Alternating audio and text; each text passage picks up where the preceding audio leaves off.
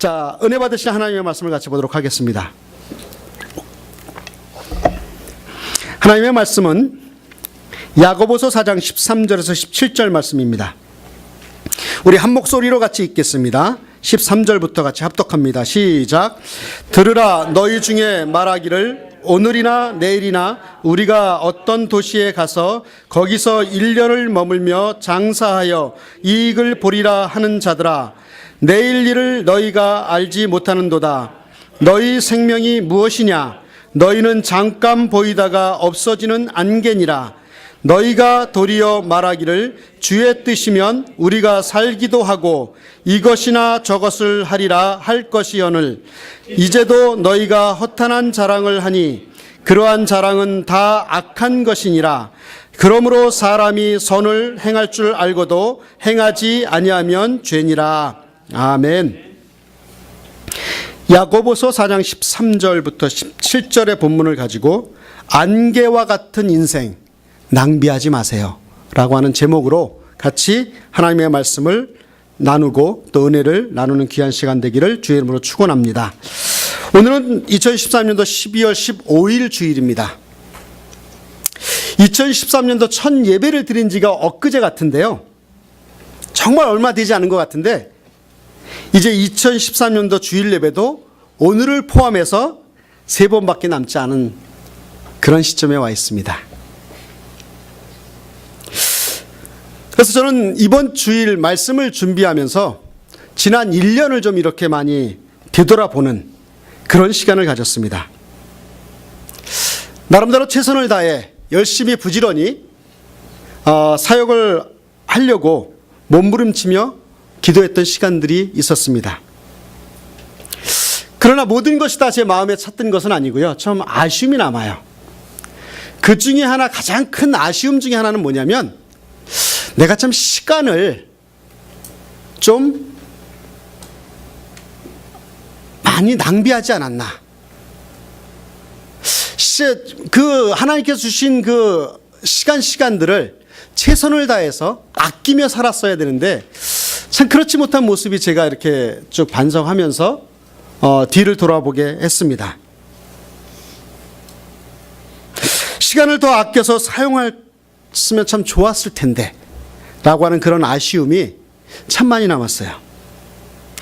그것과 더불어서 저는 또 요즘에 이런 생각을 좀 해봅니다. 저와 여러분들 마음속에는요, 이런 마음이 있는 것 같아요. 뭐냐면 항상 그 어떤 것, 그 무엇이 되고 싶은 꿈이 있지 않습니까? 항상 그 마음이 있어요. 그리고 또 무엇인가를 하고 싶어하는 욕망이 우리에게 있어요. 무엇이 되고 싶어 하기도 하고요, 무엇을 하고 싶어하는 욕망이 항상 우리 마음속에 자리 잡고 있는 모습들을 볼 수가 있습니다. 그리고 또한 우리들은요, 우리가 갖고 싶어하는 직업, 또 혹은 내가 하고 싶은 일 이외에 시간과 물질과 온 건강과 정력을 다해서 투자하고 수고를 아끼지 않는 그러한 삶을 우리가 살고 있지 않나, 저는 그렇게 생각을 합니다. 그런데 그렇게 항상 무엇인가 되고 싶은 그 꿈을 이루기 위해서, 또 무엇인가를 하고 싶은 그 욕망을 이루기 위해서 노력하고 있지만, 시간을 들이고 있지만, 물질을 투자해서 투자하고 있지만, 그러한 가운데 우리가 가장 중요한 사실 하나를 깨닫습니다. 그 중요한 사실 하나는 무엇이냐면 나와 여러분들을 향한 기대와 계획과 비전을 갖고 계신 분이 있다고 하는 사실입니다. 그분은 우리의 창조자이시며 사망의 권세에서 우리를 구원하신 그분이십니다. 그분께는 우리를 창조하신 목적과 여러분들 한 사람 한 사람들을 이 땅에 태어나게 하신 그 목적이 있으십니다. 그리고 그 하나밖에 없는 아들을 십자가에 못 박아 우리를 구원해 주신 그 목적이 그분에게는 있다고 하는 사실이에요. 그런데 불행하게도요, 많은 사람들은요, 이 세상의 많은 사람들은 자신의 주인이 하나님이신 것을 알지 못하고 살아간다고 하는 사실이에요. 그 이유가 어디에 있을까요? 그 이유는요, 우연히 태어났기에 처음부터 어떤 기대나 계획은 없고, 심지어는 내 자신이 내 인생을 어떻게 살아가야 할 것인가를 결정하는 것이 자기 자신이라고 믿기 때문에 사람들은 그렇게 살아갑니다. 그러나 저와 여러분들은 이 세상을 창조하신 하나님이 우리의 주인인 것을 확실히 믿고 살아가야 될 줄을 믿습니다. 또한 우리는 각 사람을 향한, 우리 한 사람 한 사람을 향한 하나님의 기대와 하나님의 계획이 있다고 하는 사실을 잊지 않으셨으면 좋겠습니다. 이제 한 해를 보내면서 여러분들은 아마 연초에 세우셨던 많은 계획들이 있을 것입니다. 그것이 기도하면서 세웠던, 내 인간적인 생각을 가지고 세웠던 간에, 그러나 그 모든 것들이 하나님의 계획과 하나님의 비전과 하나님의 뜻을 이루는, 또한 그 하나님이 나의 주인이심을 고백하는 저와 여러분들이 되었으면 좋겠습니다. 그래서 오늘 말씀을 듣고 여러분들이 이 자리를 일어설 때는 이런 고백이 좀 있었으면 좋겠어요.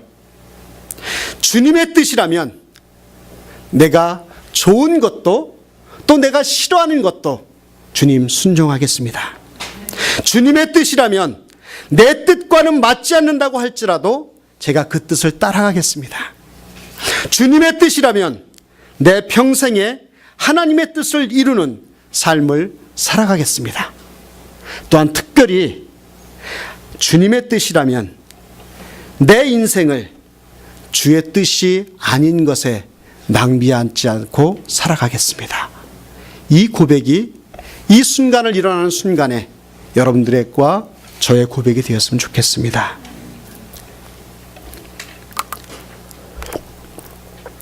우리는 지난 1년을 되돌아보면 아마 여러분들도 그런 고백을 하실 것입니다. 참 내가 내 인생을 많이 낭비했구나.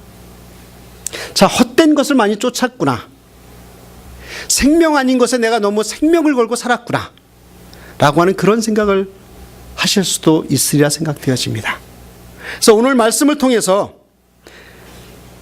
우리 인생을, 말씀은 안개와 같은 인생이라고 하는데, 잠깐 아침에 우리 눈에 보였던 안개가 순식간에 사라지듯이 그 안개와 같은 인생이라고 하는데, 잠깐 보였다 지는 꽃과 같은 인생이고 잠깐 맺혔다 지는 이슬과 같은 인생이라고 하는데, 이 인생을 어떻게 낭비하지 않고 살아갈 수 있을까 하는 이 주제를 가지고 올 한 해를 마무리하는 저와 여러분들이 다시 한번 하나님 앞에 헌신하고 결심하는 시간이 되었으면 좋겠습니다. 우리의 인생을 어떻게 하면 낭비하지 않을까요? 첫 번째요, 주인 없는 삶의 어리석음을 알 때 우리는 인생을 낭비하지 않습니다. 우리가 주인이 반드시 우리의 주인이 있는데 주인이 없다라고 하는 그 어리석은 삶을 깨달았을 때 우리는 인생을 낭비하지 않을 수 있습니다. 13절을 보시겠습니다. 같이 읽을까요? 시작. 들으라, 너희 중에 말하기를 우리가 어떤 도시에 가서 거기서 1년을 머물며 장사하여 이익을 보리라 하는 자들아. 자, 이 13절 말씀을 보면은요, 한 가지 발견되는 문제점이 하나 있어요. 여기에 보면 어떤 한 사람이 있었는데 그는 자기의 인생에 있어서 언제건 어디에서건 무엇을 어떻게 왜 할지에 대한 나름대로의 자기의 인생의 구체적인 계획을 갖고 있었습니다. 즉 자기 인생에 대한 확실한 계획과 플랜을 갖고 있어서 그대로 열심히 살려고 했던 사람이었던 것 같아요. 그런데 저는요, 여기에 문제가 있다고 생각을 해요. 무슨 문제냐? 물론 사람이요, 자기의 인생에 대해서 자신의 미래를 설계하고 계획하는 것은 결코 어리석다고 할 수 없습니다. 사실 자신의 인생을 설계하고 계획하는 것은요, 하나님의 형상을 따라 지음을 받은 인간에게만 주신 하나님의 축복입니다. 그런데 오늘 말씀은요, 이 계획에 문제가 있다고 하는 거예요. 어떤 문제요? 그의 주인의 뜻이 전혀 반영되지 않았다고 하는 것입니다. 자신이 인생의 주인이라면 어떤 계획을 세워도 상관이 없습니다. 내 인생이 내 것이라면 내 마음대로 살아도 상관이 없습니다. 그러나 내 인생의 주인이 따로 있는데 그 주인의 뜻이 무시되었다면 그것은 너무나 큰 어리석은 일이요 죄라고 성경은 이야기하고 있습니다. 14절의 말씀을 보겠습니다. 14절의 말씀을 보면 주인이신 하나님이 우리 인생에 제외된 그 인생 설계가 얼마나 허무한지를 설명해 주고 있어요. 14절 말씀을 같이 읽겠습니다. 시작. 내일 일을 너희가 알지 못하는도다. 너희 생명이 무엇이냐? 너희는 잠깐 보이다가 없어지는 안개니라. 여러분, 이 말씀을 잘못 오해하면은요, 이런 오해를 합니다. 너희 인생은 안개와 같은 인생인데 하나님을 인정치 않는, 하나님을 거스리는 그런 신체를 지으면 생명을 거두시겠다 하는 그런 과격한 말씀처럼 이해하기 쉽습니다. 그러나 이 말씀이 과연 그런 말씀일까요? 그렇지 않습니다. 16절의 말씀을 같이 읽겠습니다. 시작. 이제도 너희가 허탄한 자랑을 하니 그러한 자랑은 다 악한 것이라. 이 14절 말씀과 16절의 말씀을 대비해서 보면 이 말씀의 참된 의미는 어떤 의미냐면 하나님이 없이는 살아갈 수 없는 우리 인생에 대해서 그 한계점을 설정해 놓고 계신 말씀이십니다. 우리 인생의 한계가 어디일까요? 여러분들의 인생의 끝이 어디입니까? 마지막 바닥이 어디예요? 그것은 바로 하나님 없이 살 수 있다는 것이 여러분들 인생의 바닥입니다. 쉽게 말씀을 드릴까요? 여러분들의 삶을 살아가면서 내가 하나님 없이 살 것 같은 그런 착각이 들 때, 하나님 없이도 내 삶이 잘 이루어지는 것 같아 보일 때, 그때가 여러분들의 인생의 바닥이라고 하는 사실입니다. 하나님 없이도 살아갈 수 있을 것 같은 그 착각을 가지고 있었을 때, 그때가 우리의 인생의 바닥입니다. 돈이 없어가지고요, 지금 뱅클럽 당하고, 이게 인생의 바닥이 아닙니다. 우리가 가지고 있는 것이 아무것도 없다 할지라도 그것이 우리 인생의 바닥이 아닙니다. 우리의 인생의 바닥은 어디예요? 하나님 없이 살 수 있다라고 했을 때, 아무리 돈이 많고 아무리 내가 소유한 것이 많고 내가 풍족히 누리면서 살면서 하는 이야기가 난 하나님 없이 살아도 돼, 살 수 있어 라고 할 그때가 여러분들의 인생의 바닥임을 꼭 기억하시기 바랍니다. 생명의 주인이신 하나님께서 우리의 호흡을 걷어가신다면 우리의 모든 계획은 부질없는 일이 될 수 있다고 하는 사실이에요. 여러분들이 잘 아는 누가복음 12장에 어떤 사람이 있었습니다. 하나님의 은혜로 풍성한 소출을 거두어서 얼마나 많이 거두었냐면 쌓아둘 곳간이 없어서 고민하다가 곳간을 더 크게 짓기로 계획을 합니다. 그러면서 배를 퉁퉁 두들기면서 참 내 인생 좋은 인생이다, 참 성공한 인생이야, 정말 쌓을 것이 없어서 곳간을 더 짓는 이 인생 얼마나 성공했느냐 라고 배를 두들기던 그 사람이 있었어요. 그래서 그 마음의 생각 계획을 이제 여러 해 동안, 앞으로 내가 몇 년 동안 일하지 않고 먹고 살 수 있다 라고 하는 그런 평안히 먹고 평안히 쉬고 평안히 마시고 즐거워할 것을 기뻐하며 자기를 자랑했던 사람이 있었습니다. 그때 주님이 말씀하십니다. 누가복음 12장 20절 말씀, 이렇게 말씀하십니다. 잘 들어보십시오. 하나님은 이르시되 어리석은 자여, 오늘 밤에 내 영혼을 도로 찾으리니 그러면 내 준비한 것이 누구의 것이 되겠느냐. 하나님께서 우리의 생명을 언제 거두어 가실지는 아무도 알 수 없습니다. 그러므로 우리는 겸손하게 하나님 앞에 우리의 인생의 한계를 고백하며 살아야 될 줄 믿습니다. 하나님의 허락 없이는 손끝 하나, 머리카락 하나 함부로 할 수 없습니다. 그것이 우리의 인생이에요. 그런데요, 간혹 우리의 인생을 살아가다 보면 이런 경우도 발생해요. 어떤 경우요? 13절에 나오는 사람처럼 주인의 뜻을 무시하고 마음에 두지 않았는데도, 하나님의 뜻을 마음속에 간직하지 않았는데도 어떻게 살다 보니까 자기가 계획한 대로 일들이 척척 이루어져요. 잘 풀려나가는 것 같아요. 내가 기도하지 않았는데도요, 내가 잘 살아가는 것 같이 인생이 풀려나가는 것 같아요. 자기가 계획한 일이 성취되면서 정말 나는 멋진 사람이야, 나는 역시 능력 있는 남자야, 그러면서 아내 앞에 뻐깁니다. 그래서 많은 사람들의 오해가요, 어떤 일을 할 때에 실패를 하면 하나님이 원치 않아서 막으신 거라고 생각하고요, 일이 잘 풀리면 하나님이 인정한 것이라고 사람들은 생각을 합니다. 맞습니까? 틀립니까? 맞을 수도 있고 틀릴 수도 있습니다. 그러나 여러분들 기억하십시오. 나의 주인이신 하나님이 기뻐하는 것은요, 우리 삶의 결과가 아닙니다. 나의 주인이신 그 하나님께서 우리에게 원하시는 것은 그의 말에 순종하는 것이며 그 주인의 뜻에 합당한 방법으로 살아가는 것입니다. 그것을 하나님께서 기뻐하신다고 하는 사실이에요. 잘못된 길은요, 멀리 간 만큼 돌아올 길도 멀어진다고 하는 사실을 우리는 알아야 합니다. 주인과 관계없는 성공이란 결코 우리에게 있을 수 없습니다. 우리가 잘 아는 말씀 있죠.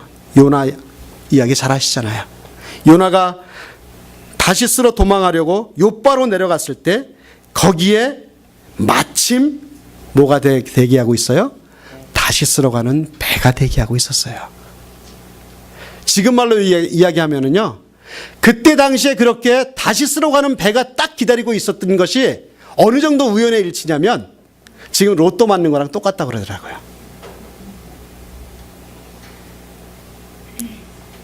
그래서 그렇게 딱 다시스로 가는 배를 타려고 욥바로 내려갔을 때 욥바에 딱 기다리고 있던 배가 요나의 눈에 보이는 순간 요나가 어떤 생각을 했을까요? 이 일이 하나님의 도움이신 줄 알고 생각했을 것입니다. 역시 나는 하나님의 사랑을 받는 사람이야, 하나님의 허락하심이라고 의기양양했을 것입니다. 그런데 여러분은 어땠어요? 우리는 이 결과를 잘 알고 있잖아요. 우리는 이 일이 다시스로 가라는 하나님의 허락이 결코 아니었다는 사실을 우리는 알고 있지 않습니까? 사랑하는 여러분, 우리가 삶을 살아가면서요, 내가 조금 노력해서 성공한 것 의기양양하지 마십시오. 교만하지 마십시오. 작은 성공에 도취하는 것보다 더 중요한 일이 있다면 하나님의 뜻을 올바로 분별하는 것입니다. 우리가 인생을 어떻게 낭비하지 않을 수 있을까요? 두 번째,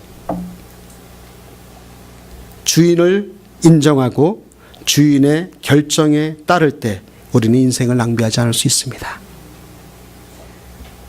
다윗은요, 하나님을 위해서 성전을 짓고 싶어 했어요. 그 마음은, 정말 그 성전을 짓고자 하는 마음은요, 하나님을 사랑하는 마음에서 우러난 전 순수한 열정과 믿음이었다고 생각을 합니다. 그래서 나단 선지자가 듣기에도 선하고 아름다운 일이었습니다. 그런데 중요한 게 뭐예요? 나단 선지자도 그걸 아름답다고 이야기를 했고, 다윗도 선한 마음으로, 하나님을 위하는 마음으로 성전을 짓길 원했는데, 중요한 게 뭐예요? 하나님의 뜻은 그렇지 않다고 하는 것입니다. 하나님의 뜻은 달랐어요. 다윗이 아니라 그의 아들 솔로몬에게 성전을 짓게 하겠다고 하나님께서 말씀하십니다. 하나님의 뜻과 다윗의 뜻과 계획이 달랐을 때에 다윗은요, 곧바로 자신의 생각을 내려놓고 하나님의 뜻을 선택합니다. 이것이 믿음의 사람이에요. 다윗이 어떻게 그럴 수 있었을까요? 아마 그랬을 겁니다. 다윗은 자기 인생의 주인이 하나님이시다라고 하는 사실을 기억하고 있었을 것입니다. 그래서 자기의 뜻과 하나님의 뜻이 달랐을 때 과감하게 나의 생각을 내려놓고 나의 뜻을 내려놓고 하나님의 뜻에 초점을 맞췄던 것입니다.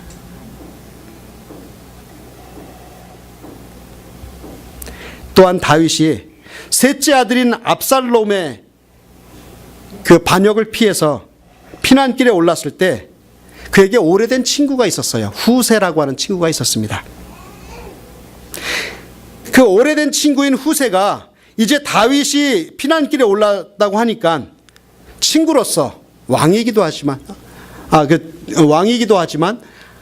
그 아들에게 쫓기는 신세가 된 그 다윗에게 그 험한 길을 함께 가려고 후세가 나옵니다. 그래서 그 상처 입은 왕의 마음을 위로하고 말벗이라도 되고 싶어하는 순수한 충정에서 그는 따라 나옵니다. 그러나 다윗이 그에게 이야기하기를 다시 그 성중으로 들어가서 그 반역자들의 계획을 무산시키라고 이야기합니다. 그 당시에 이 후세가 성으로 다시 돌아가는 것은요, 이 다윗과 피난길에 함께 오르는 것보다 훨씬 힘들고 어려운 일이었을 것입니다. 왕을 죽이려는 사람들이 쳐들어오는데 그동안 친했던 왕의 친구가 그곳에 남았다고 하는 것을 알면 아마 그 추격자들이 그 후세를 죽인다고 하는 것은 자명한 일입니다. 그러한 상황 속에서 후세는요, 그 왕의 명령을 받고 그대로 순종합니다. 그대로 압살롬이 쳐들어오는 성 안으로 들어갑니다. 여기에서 전 그런 생각을 했어요. 내 자신이 아무리 선한 동기, 아무리 좋은 그 이유를 통해서 어떤 결정을 내려놓았다 할지라도 왕의 뜻이 우선인 것입니다. 그러므로 하나님을 나의 주인으로 인정한다는 말은요, 그 주인의 결정에 나를 내려놓고 따른다고 하는 말이죠. 어떤 사람들은 하나님의 일을 한다고 하면서도요, 하나님의 사역을 한다고 하면서요, 그 결정은 언제나 자기 자신이 하는 사람이 참 많습니다. 하나님의 일을 한다고 하면서 자신의 뜻에 반하는 일들을 하지 않는 그런 모습들을 많이 봅니다. 그래서 하나님의 일을 하면서도 언제나 스스로의 상한선을, 자기의 그 선을 그어놓고 자기의 기준을 정해놓고 그것 이상은 더 이상 헌신할 수 없다고, 사역할 수 없다고 이야기하는 사람을 많이 보았습니다. 그리고 어떤 사람은요, 그 주인의 명령조차도 자기 멋대로 골라서 선택을 해서 순종을 합니다. 15절과 17절의 말씀을 같이 읽어볼까요? 같이 시작. 너희가 노력하여 나를 주시면 우리가 살기도 하고 이것이나 저것을 살리라 할 것이오늘. 그러므로 사람이 선을 행할 줄 알고도 행하지 아니하면 죄니라. 이 말씀을 비추어서 보았을 때 무엇이 선한 일일까요? 어떤 게 선한 일일까요? 그것은 주인의 뜻을 행하는 것이 선한 일입니다.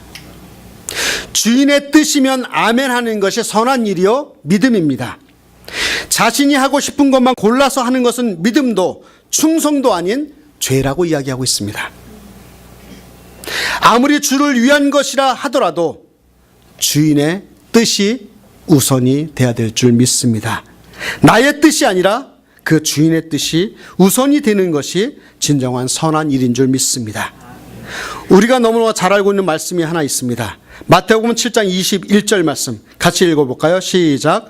나더러 주여 주여 하는 자마다 다 천국에 들어갈 것이 아니요 다만 하늘에 계신 내 아버지의 뜻대로 행하는 자라야 들어가리라. 주님을 위하는 명분이 있습니다. 열심도 있습니다. 충성도 있습니다. 그 시작은 하나님의 뜻이 아니라 자신의 판단이었다고 오해를 할 수도 있다고 하는 사실이에요. 우리의 행동에, 우리의 열심에, 우리의 충성에 한 가지 이유가 있다면 그것은 주님의 뜻이어야 합니다. 내가 아무리 그 시작이, 그 명분이, 그 열심이 좋다 할지라도 내 생각이 아니라 주의 뜻이 허락되어지지 않는 한 그것은 하느님의 일을 이룰 수가 없다고 하는 사실입니다. 주님이 허락하지 않은 인간적인 열심과 인간적인 결정은 또 다른 우리 마음속에 자리 잡고 있는 인간적 야망이라고 볼 수 있습니다. 예레미야 10장 23절을 같이 보겠습니다. 시작. 여호와여, 내가 알거니와 사람의 길이 자신에게 있지 아니하니 걸음을 지도함이 걷는 자에게 있지 아니하니이다. 사람의 길이 누구에게 있잖아요? 우리 자신에게 있지 않아요. 우리 걸음을 지도함이 걷는 자에게 있지 않고 오직 여호와에게 있다고 하는 사실입니다. 우리의 인생이 그렇다고 하는 것이에요. 비록 가기 싫은 길이라 할지라도, 귀찮고 위험해 보는 길이라 할지라도 주님이 기뻐하시는 길에 여러분의 걸음이 있기를 주의 이름으로 축원합니다. 세 번째, 마지막으로 우리가 어떻게 하면 우리의 인생을 낭비하지 않을 수 있을까요? 세 번째, 예수님께서 보이신 본대로 따라 살 때 우리는 인생을 낭비하지 않을 수 있습니다. 주인의 뜻에 자신을 맡기는 것은 내가 무엇을 할 수 없기 때문만은 아니죠. 우리가 오해하는 것 중에 하나는 내가 할 수 있는 것은 내가 알아서 하고 내가 할 수 없는 것은 주님께 구하는 경우가 참 많죠. 그러나 예수님의 생애를 살펴보면 우리의 삶이 어떠해야 되는지를 분명히 알려주고 있습니다. 요한복음 12장 49절에서 50절 말씀을, 그 말씀 자체를 같이 한번 읽겠습니다. 시작. 내가 내 자의로 말한 것이 아니요 나를 보내신 아버지께서 내가 말할 것과 이를 것을 친히 명령하여 주셨으니 나는 그의 명령이 영생인 줄 아노라. 그러므로 내가 이르는 것은 내 아버지께서 내게 말씀하신 그대로니라 하시니라. 성경은 하나님의 아들이신 예수께서 근본 하나님의 본체시며 그의 영광과 권능이 성부 하나님께 동등하다고 말합니다. 그런데 예수님이 이 땅에 오심과 모든 사역이 누구의 뜻을 이루었어요? 하나님의 뜻, 아버지의 뜻을 이루었습니다. 그래서 요한복음 5장 30절에 이렇게 말씀을 합니다. 내가 아무것도 스스로 할 수 없노라. 듣는 대로 심판하노니 나는 나의 뜻대로 하려 하지 않고 나를 보내신 이의 뜻대로 하려 함으로 내 심판은 의로우니라. 얼마든지 예수 그리스도께서는 당신의 영광과 당신의 권능으로 행할 수 있는 하나님이셨지만 모든 말씀들 그리고 모든 행동 하나하나를 누구에게 초점 맞췄어요?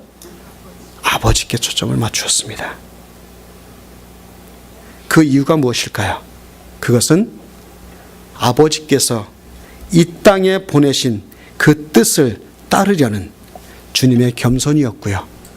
아버지를 사랑하는 그 사랑이었고요. 그렇듯이 주님의 삶은 우리를 세상에 보내신 하나님 앞에서 살아가야 할 우리 모든 그리스도인들의 모델이 되어야 될 줄 믿습니다. 스스로를 자신을 낮추어 아버지의 뜻을 따르신 것처럼 그 본을 보여주신 것 같이 우리의 말과 행동이 그 본을 닮아 따라가야 될 줄을 믿습니다. 결코 교만한 자는 주인의 뜻을 따를 수 없습니다. 자신의 생각이 옳다고 여기는 분들은 결코 따라갈 수 없습니다. 말씀을 맺습니다. 제가 한국에서 한참 청소년 사역을 할 때 청소년 캠프를 자주 했습니다. 청소년 캠프를 3박 4일이든 2박 3일이든 4박 5일이든 하이라이트가 무엇일까요? 아이들이 가장 못 잊어하는 시간이 있습니다. 그것은 뭐냐면 맨 마지막 날 밤에 집회를 하며 기도하는 시간입니다. 오랜 시간 동안에 모든 아이들이, 참으로 수많은 아이들이 그 말씀을 붙잡고 울면서 자기의 인생에 대해서, 자기의 삶에 대해서 하나님 앞에 기도합니다. 그렇게 기도할 때 저는 무엇을 할까요? 그 아이들 하나하나를 잡고 기도해 줍니다. 그러나 그 아이들 하나하나 잡고 기도하면서 제가 어떤 기도를 할까요? 제가 여전히 이런 기도를 하고 싶어요. 하나님, 이 귀한 딸, 이 귀한 아들, 이들 안에 하나님 작은 기적이 일어나게 도와주십시오. 작은 기적이 일어나게 도와주십시오. 그 인생을 지금까지 자기 멋대로 살았지만 하나님을 따르겠다라고 하는 그 기적이 일어날 수 있도록 도와주십시오. 그 마음으로 기도했던 적이 한두 번이 아닙니다. 사랑하는 성도 여러분, 이 시간에 저도 그런 소원이 있습니다.